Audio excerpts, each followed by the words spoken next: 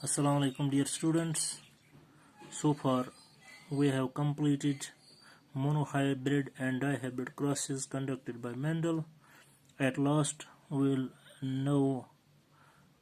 will try to discuss laws of Mendel. Simply the conclusions drawn from the experiments conducted by Mendel, which are called as laws of inheritance. Dear students, you have noted that Mendel conducted his breeding experiments in 3 steps.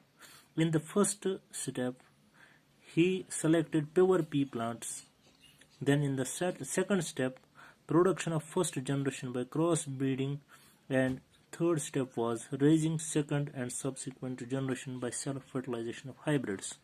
Mendel postulated that there are a pair of unit factors controlling each character, one inherited from each parent.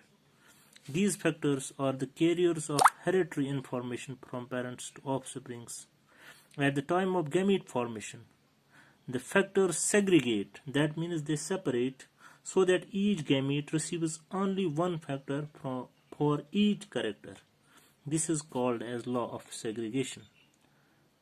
This was the law of Mendel's law, called the law of segregation, because the factors segregate at the time of gamete formation. In F1 generation, you know that only one character expressed itself and the other did not express. The character which represented itself, Mendel called it a dominant character, and the other character which was not expressed in F1 generation, that was called as recessive character. The characters are not lost even when they are not expressed.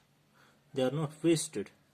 When F1 offsprings were self-pollinated, Mendel saw that both the parental traits were expressed in F2 generation. Based on this dihybrid cross, Mendel gave another important law of the genetics, that is law of independent assortment. What does this law say?